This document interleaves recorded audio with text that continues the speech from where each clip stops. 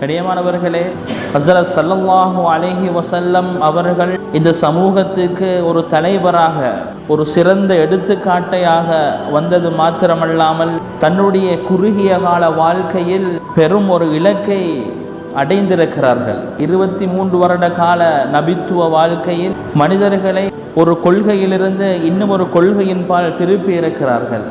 ஏதோ ஒன்றை வணங்கி கொண்டிருந்த மக்களை இறைவனுடைய வணக்கத்தின் பக்கம் மாற்றி அமைத்தார்கள். ஒரு குறுகிய காலத்தில் பெரும் ஒரு சாதனையாளராக ஹஸரத் ஸல்லல்லாஹு அலைஹி வஸல்லம் அவர்கள் கணிக்கப்படுகிறார்கள். தி 100 என்ற அந்த புத்தகத்தில் கூட சிறந்த 100 மனிதர்கள் என்பதில் முதலாவது இடத்தை ஹஸரத் ஸல்லல்லாஹு அலைஹி வஸல்லம் அவர்களுக்கு கொடுக்கப்பட்டிருக்கிறது. காரணம், எந்த ஒரு விடயத்தையும் தன்னுடைய வாழ்க்கையில் விட்டு வைத்தது கிடையாது. அது என்ன இடமாக இருந்தாலும் அந்த இடத்தை பூர்த்தி செய்யும் முகமாக தன்னுடைய வாழ்க்கையில் ஒரு எடுத்துக்காட்டை அங்கே வைத்திருக்கிறார்கள். ஒரு குடும்ப வாழ்க்கை தொடக்கம் ஒரு பெரும் ஒரு சமூகத்தை நெறிப்படுத்தக்கூடிய வாழ்க்கை வரையில் தன்னுடைய வாழ்க்கையில் அனைத்தையும் எடுத்து காட்டியிருக்கிறார்.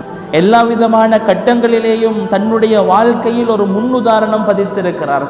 ஒரு ஏழையான மனிதனோடு கலந்து வாழ்வதாக இருந்தாலும் சரி, ஒரு சக மனிதனோடு தன்னுடைய நட்புறவை அமைத்துக் கொள்வதாக இருந்தாலும் சரி, குடும்பத்தில் இருக்கக்கூடிய குடும்ப அங்கத்தவர்களை மதிக்கும் விடயமாக இருக்கலாம், தன்னுடைய கௌரவத்தை தானே அளவிட்டு கொள்ளும் விடயமாக இருக்கலாம், ஆட்சி செய்யும் விடயமாக இருக்கலாம், இப்படி எதனை எடுத்துக்கொண்டாலும் ஹஸரத் ஸல்லல்லாஹு அலைஹி வஸல்லம் அவர்கள் அனைத்துக்கும் ஒரு முன்னுதாரணமாக வாழ்ந்துவிட்டு சென்றிருக்கிறார்கள். சிறந்த மனிதர்கள் பற்றிய ஆய்வில் நபியவர்களுடைய வாழ்க்கை ஒரு குறுகிய காலத்தில் பெரும் ஒரு இலக்கை அடைந்து என்ற பட்டியலில் அனைத்து விதமான வாழ்க்கைக்கும் வழிகாட்டிய ஒரு தலைவராக ஹஸரத் ஸல்லல்லாஹு அலைஹி வஸல்லம் அவர்கள் தன்னை அறிமுகப்படுத்தினார். அவர்கள் பிறந்த காலம், ஹஸரத் ஸல்லல்லாஹு அலைஹி வஸல்லம் அவர்கள் உதயமாகிய காலம், பல விதத்திலும் பலர்களுக்கும் பல பிரச்சனைகளை முகம் கொடுத்து கொண்டிருந்தார்கள்.